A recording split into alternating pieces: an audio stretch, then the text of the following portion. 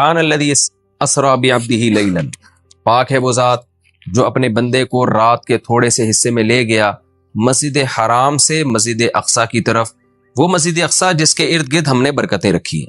اس میں معراج کے واقعے کا تذکرہ ہے۔ رسول اللہ صلی اللہ علیہ وسلم کو نبوت ملنے کے بعد اور ہجرت سے پہلے رات میں جبریل علیہ السلام آئے۔ احادیث میں یہ مضمون بہت واضح ہے، قرآن میں بہت اجمال ہے، ڈیٹیل نہیں ہے۔ احادیث میں بخاری مسلم کی صحیح احادیث ہیں، بہت کثیر روایات ہیں جن میں بہت ڈیٹیل کے ساتھ اللہ نے، نبی صلی اللہ علیہ وسلم نے اس مضمون کو بیان کیا، اور قرآن میں اجمالی بیان ہوا ہے۔ اور احادیث میں جو ہمیں واقعہ ملتا ہے اس کا خلاصہ یہ ہے کہ رات کے تھوڑے سے حصے میں ایک معجزہ ظاہر ہوا۔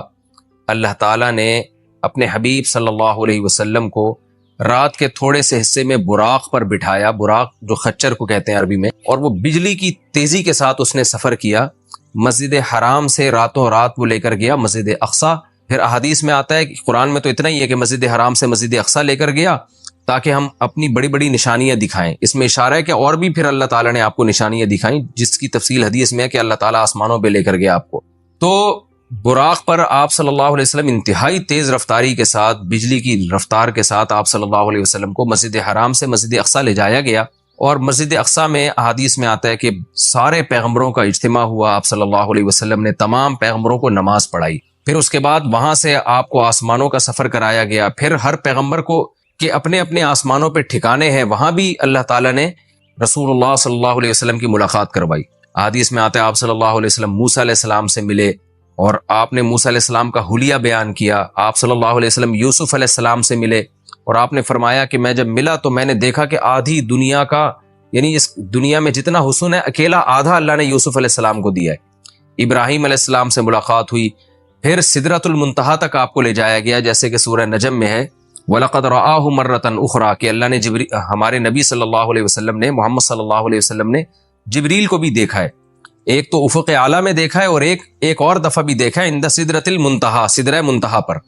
سدرہ عربی میں بیری کے درخت کو کہتے ہیں، منتہا کا معنی کنارہ، یعنی بالکل گویا کہ کائنات کے آخری کنارے پر ایک بیری کا درخت ہے۔ اس کی کیفیت کیا ہے، اسی طرح کا ہے کچھ اور ہے، وہ اللہ ہی بہتر جانتا ہے۔ ظاہر ہے یہ والی کیفیت تو نہیں ہے اس کی، حدیث میں دوسری کیفیت اس کی منقول ہے، تو وہ اللہ ہی کو اس کا علم ہے کہ وہ کس طرح کا درخت ہے، اس کو بیری سے تعبیر کیا گیا، اس کی وجہ کیا ہے، یہ ساری باتیں غیب کا علم ہے جن کو اللہ کے سوا اس کی پوری حقیقت کوئی نہیں جانتا۔ ہمیں جتنا بتایا گیا ہے ہم اس پر ایمان رکھتے ہیں۔ تو حدیث میں آتا ہے کہ سدرۃ المنتہا ہے جہاں اس کے بعد اس سے آگے کوئی نہیں جا سکتا۔ تو اللہ کے نبی صلی اللہ علیہ وسلم کو وہاں لے جایا گیا اور وہاں بھی آپ نے جبریل علیہ السلام کو دیکھا۔ تو اس کا تذکرہ بنی اسرائیل میں نہیں ہے بلکہ سورہ نجم میں ہے، تو وہ زیادہ مفسرین اسی طرف گئے ہیں کہ معراج ہی کی رات یہ واقعہ ہوا ہے۔ تو اس میں بھی اشارہ ہے کہ اللہ کے نبی صلی اللہ علیہ وسلم کو 7ویں آسمان تک لے جایا گیا۔ تو یہ سارا واقعہ ہوا اور رات کے تھوڑے سے حصے میں، اور پھر اللہ تعالیٰ رسول اللہ صلی اللہ علیہ وسلم کو دوبارہ واپس لے آئے، اور آپ صلی اللہ علیہ وسلم نے پھر جب مشرکین میں دعویٰ کیا کہ مجھے راتوں رات اس کائنات کی سیر کرائی گئی ہے، میں نے مسجد اقصی دیکھی، تو مشرکین نے مذاق اڑانا شروع کر دیا۔ مشہور واقعہ ابو جہل حضرت ابو بکر کے پاس آیا اور کہنے لگا کہ تمہارے ساتھی محمد صلی اللہ علیہ وسلم کا تمہیں پتہ ہے کہ انہوں نے کیا دعویٰ کیا ہے؟ ابو جہل کا خیال تھا کہ جب میں یہ واقعہ حضرت ابو بکر کو بتاؤں گا تو ابو بکر معاذ اللہ انکار کر بیٹھیں گے اور بولیں گے واقعی بھائی یہ تو محمد صلی اللہ علیہ وسلم نے معاذ اللہ جھوٹ کہا ہے اور آپ اللہ کے نبی نہیں ہیں۔ تو ابو جہل خوشی خوشی گیا اور کہا کہ تمہارے ساتھی نے کیا کہا ہے؟ حضرت ابو بکر نے فرمایا کہ کیا واقعی محمد صلی اللہ علیہ وسلم نے یہ دعویٰ کیا ہے؟ ابو جہل خوش ہو کے کہنے لگا ہاں بالکل دعویٰ کیا ہے۔ حضرت ابو بکر نے کہا کہ پھر بالکل صحیح کہا ہوگا، پھر واقعی ایسا ہوا ان کے ساتھ، کیونکہ محمد صلی اللہ علیہ وسلم جھوٹ نہیں بولتے۔ تو جب آپ نے یہ دعویٰ کیا کہ ایسا میرے ساتھ ہوا ہے تو مشرکین مذاق اڑانے لگے، اور پھر آپ صلی اللہ علیہ وسلم سے بیت المقدس کے بارے میں پوچھنے لگے کہ اچھا آپ اس کا نقشہ بتائیں کیسا ہے، راستے میں جو ہے کون کون سے قافلے ہیں جو جا رہے ہیں۔ حالانکہ دیکھیں جب کوئی اتنی تیز رفتاری سے سفر کرتا ہے تو وہ راستوں کے قافلوں کا نہیں بتا سکتا کہ راستے میں کس کس سے ملاقات ہوئی، اور ایک دفعہ کسی عمارت کی جب زیارت ہوتی ہے تو پورا نقشہ بھی ذہن میں نہیں رہتا۔ تو حدیث میں آتا ہے کہ جب مشرکین نے نبی صلی اللہ علیہ وسلم سے یہ باتیں پوچھی ہیں نا تو اللہ تعالیٰ نے پوری مسجد اقصی آپ صلی اللہ علیہ وسلم کے سامنے رکھ دی، یعنی آپ کی نظروں کے سامنے رکھ دی، اور ان قافلوں کا بھی بتا دیا۔ تو نبی صلی اللہ علیہ وسلم ایک ایک کی خبر دیتے رہے، اور جب وہ قافلے واپس لوٹے ہیں تو جیسے جیسے نبی نے بتایا تھا اسی طرح انہوں نے خبر دی مشرکین کو۔ اور مشرکین حیران ہو گئے کہ نبی صلی اللہ علیہ وسلم نے کیسے وہ پورا نقشہ بتا دیا، حالانکہ آپ صلی اللہ علیہ وسلم کبھی مسجد اقصیٰ گئے نہیں ہیں، لیکن عرب کے سفر ہوتے تھے تو وہ وہی اسی طرح بیان کیا جس طرح سے مسجد اقصیٰ تھی۔ تو یہ ایک معجزہ اللہ نے ظاہر کرنا تھا، اس میں بہت ساری حکمتیں تھیں اور اس میں بہت سارے مضامین ہیں۔ سب سے پہلا سوال اس میں عام طور پر کیا جاتا ہے کہ اللہ کے حبیب صلی اللہ علیہ وسلم نے اللہ کی زیارت معراج کی رات کی یا نہیں کی۔ اس بارے میں دونوں طرف روایات ہیں، کوئی مضبوط بات ہمیں اس بارے میں ملتی نہیں ہے کہ زیارت ہوئی ہے۔ جن احادیث میں آتا ہے کہ زیارت کی وہ قابل تعویل ہیں، اور بعض روایتوں میں صراحتاً نفی ہے، اس لیے اس بارے میں کوئی بھی شخص کوئی بھی نظریہ رکھ لے تو رکھ سکتا ہے۔ میرا اپنا رجحان یہ ہے کہ کسی مضبوط دلیل سے یہ ثابت ہوتا نہیں ہے کہ ہمارے حبیب صلی اللہ علیہ وسلم نے اس رات میں واقعی اللہ کی زیارت کی ہے، کوئی مضبوط روایت نہیں ہے، اور جو نفی کی روایتیں ہیں وہ زیادہ مضبوط ہیں، واللہ عالم۔ دوسرا یہ کہ اس میں حکمت کیا تھی، تو پہلی حکمت تو یہی تھی کہ نبی کا ایک معجزہ ظاہر کرنا تاکہ عربوں کو آپ کی نبوت پہ یقین آئے معجزات کے ذریعے۔ دوسری ایک بہت بڑی حکمت علماء نے یہ بیان کی ہے کہ اللہ تعالیٰ کیونکہ نبی صلی اللہ علیہ وسلم کو آخری نبی اور سب سے افضل نبی بنایا، تو آپ کے ساتھ ایک ایسا معجزہ ظاہر کیا گیا کہ جس سے آپ کا مقام تمام پیغمبروں سے بلند ہونا ثابت ہو جائے۔ اب دیکھیں، اللہ کے حبیب صلی اللہ علیہ وسلم تو مسجد اقصیٰ سفر کر ہی نہیں، بہت مشکل تھا آپ کے لیے وہاں تک سفر کرنا، جبکہ مسجد اقصیٰ زیادہ تر پیغمبروں کا قبلہ رہا ہے۔ تو اتنی مقدس سرزمین سے اللہ تعالیٰ اپنے حبیب صلی اللہ علیہ وسلم کو اس کی برکتوں سے کیسے محروم کر سکتے تھے؟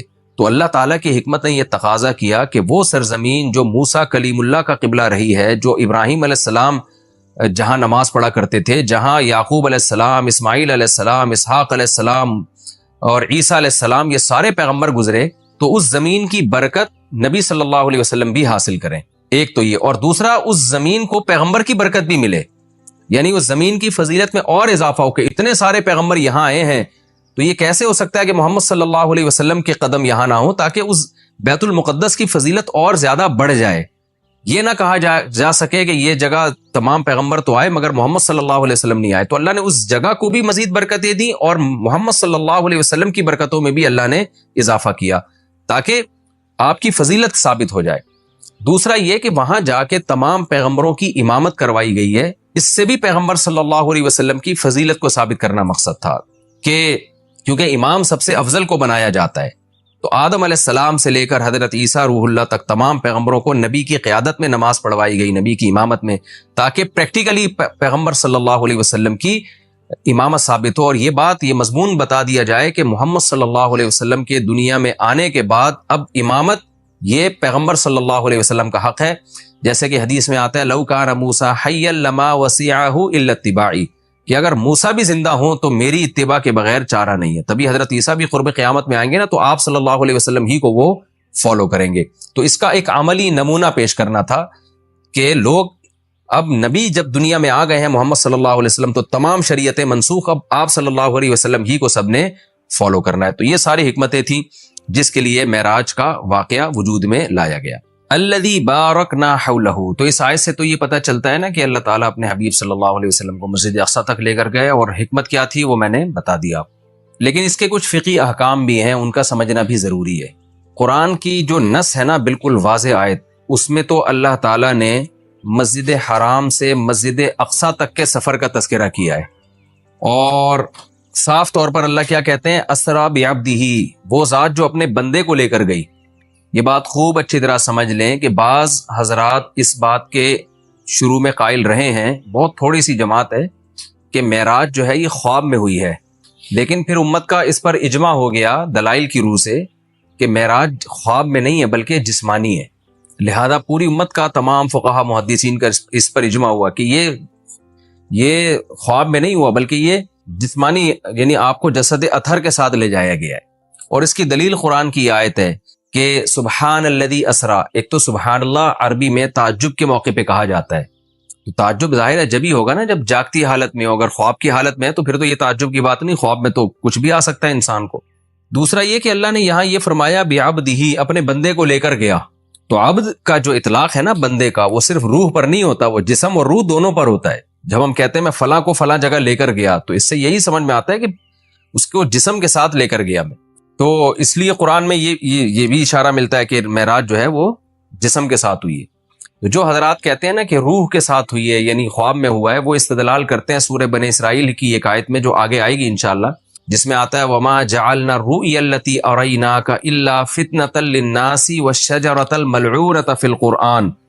یہ سورہ بنی اسرائیل میں اسی صورت میں آگے یہ آیت آ رہی ہے، میں اس کا نمبر بھی آپ کو بتا دیتا ہوں. یہ آیت نمبر 60 ہے اسی سورہ بنی اسرائیل کی. وما جعلنا الرؤيا التي اريناك، رؤیا جو ہے نا قرآن میں خواب پر بھی اس کا اطلاق کیا گیا ہے، جیسے کہ سورہ یوسف میں آتا ہے کہ لا تقصص رؤیاک علی اخوتک، رؤیا اے میرے بیٹے اے یوسف تو اپنے خواب لوگوں کے اپنے بھائیوں کے سامنے بیان نہ کرنا. تو رؤیا کا اطلاق چونکہ خواب پر بھی ہوتا ہے، لہذا بعض لوگوں نے یہ کہا کہ قرآن کہہ رہا ہے وما جعلنا الرؤيا التي اريناك، اے نبی جو رؤیا ہم نے آپ کو دکھایا وہ ہم نے لوگوں کی آزمائش کے لیے دکھایا ہے. تو اس سے بعض لوگوں نے استدلال کیا ہے اس زمانے کے اسکالرز نے کہ دیکھیں قرآن تو رؤیا کہہ رہا ہے، رؤیا تو خواب کو کہتے ہیں، تو اس سے پتہ چلتا ہے کہ جو معراج تھا، معراج کا واقعہ ہوا یہ خواب میں ہوا ہے، یہ جاگتی حالت میں نہیں ہوا. لیکن خوب سمجھ لیں عربی میں جو رؤیا کا لفظ ہے یہ منظر کے معنی میں استعمال ہوتا ہے، منظر، سین جسے انگلش میں کہتے ہیں سین. رؤیا کا رؤیت سے نکلا ہے دیکھنا، وہ چیز جو دیکھی جائے. تو خواب بھی چونکہ ایک سین ہوتا ہے، منظر ہوتا ہے، اس لیے اس کو رؤیا کہا جاتا ہے. یہ مطلب نہیں ہے کہ ہمیشہ رؤیا کا اطلاق خواب پر ہی ہوگا، اور اس کی دلیل اسی آیت میں موجود ہے. قرآن کیا کہہ رہا ہے، ہم نے جو آپ کو منظر دکھایا وہ اس لیے دکھایا تاکہ لوگوں کی آزمائش کا ذریعہ بنے. آزمائش جب ہی ہوگی نا جب کچھ اس کو مانیں گے، جب کچھ انکار کریں گے. اگر یہ خواب ہوتا تو پھر آزمائش تھوڑی ہوتی، پھر تو مشرکین بھی کہہ لیتے بھائی خواب تو کچھ بھی آ سکتا ہے. اور آگے قرآن کیا کہہ رہا ہے وَالشَّجَرَةَ الْمَلْعُونَةَ فِي الْقُرْآنِ، اسی طرح وہ درخت جو ملعون درخت ہے جس کو شجرہ زقوم کہا گیا ہے، وہ بھی ہم نے ایک لوگوں کے لیے آزمائش بنایا ہے. کیونکہ جب مشرکین مکہ کو بتایا گیا کہ کڑوا درخت ہے جہنم میں تو فوراً انہوں نے کہا کہ درخت تو آگ میں اگ ہی نہیں سکتا، یہ تو پاسبل ہی نہیں ہے. تو اللہ نے اس کا جواب دیا کہ وہ جہنم کی جڑ، اس کی جو جڑیں ہیں وہ جہنم کی تہ میں ہیں. اور پھر اللہ نے بتایا کہ ہم نے وہ درخت اس لیے پیدا کیا ہے تاکہ یہ جو لوگ ہیں، جو مادہ پرست لوگ ہیں، یہ خدا کی قدرت کا انکار کریں، اور یہ انکار کریں کہ کہیں کہ درخت آگ میں نہیں پیدا ہو سکتا، جبکہ اللہ تو سب کچھ کر سکتا ہے. تو اب دیکھیں قرآن کیا کہہ رہا ہے کہ ہم نے جو ملعون درخت ہے وہ بھی لوگوں کے لیے فتنہ بنایا. کیا مطلب؟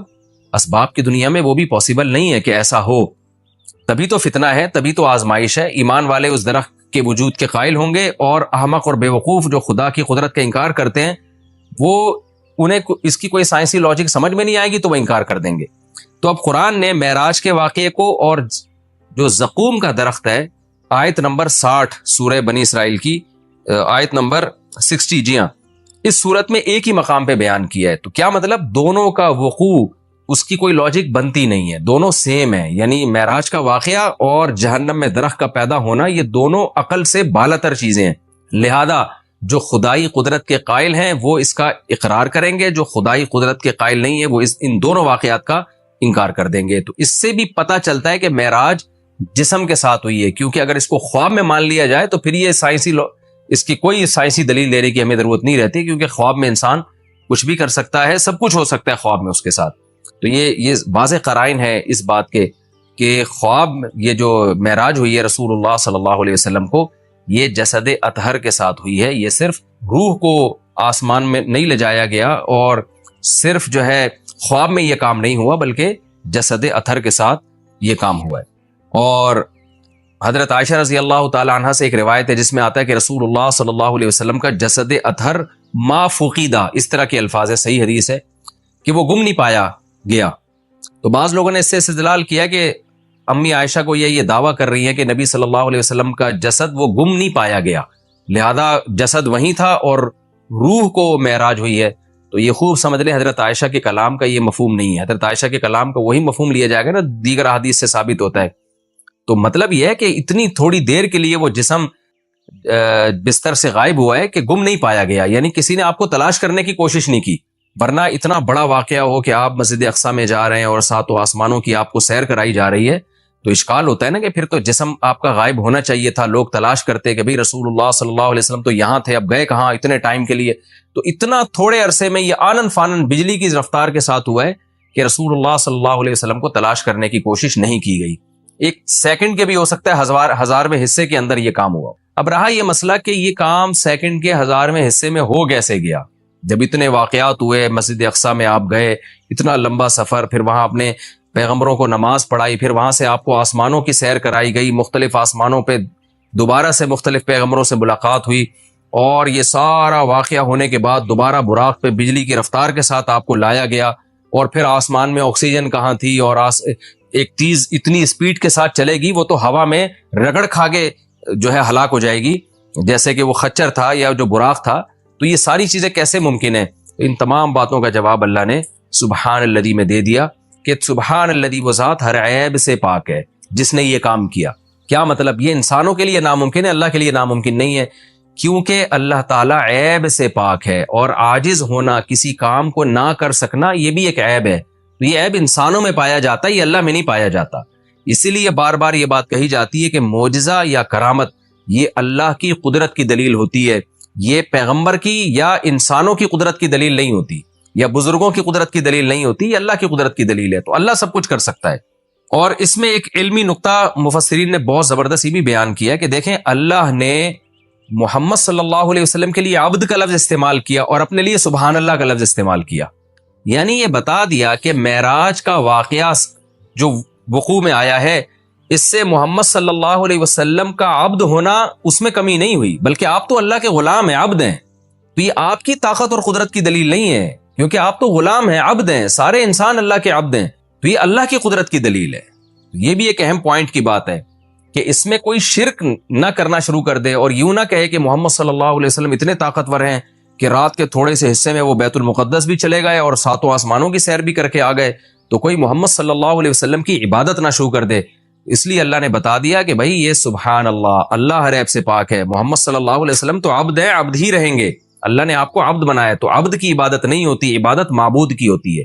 اب میں آگے چلتا ہوں. میں نے مختصر معراج کا واقعہ بیان کیا، باقی معراج کس رات کو ہوئی خوب سمجھ لیں، اس بارے میں کوئی مستند روایت موجود نہیں ہے، یعنی اس کی اسپیسیفک تاریخ کہ کس تاریخ کو یہ واقعہ وجود میں آئے. 27 رجب لوگوں نے خود گڑی ہوئی ہے، اس پر کوئی صحیح حدیث موجود نہیں ہے. تو ہمیں بس اتنا ایمان ہے کہ معراج کا واقعہ ہوا ہے. اچھا، نبی صلی اللہ علیہ وسلم کے مسجد حرام سے مسجد اقصی تک جانے کے عمل کو اسراء کہا جاتا ہے، اور مسجد اقصی سے ساتویں آسمان تک جانے کے عمل کو معراج کہا جاتا ہے.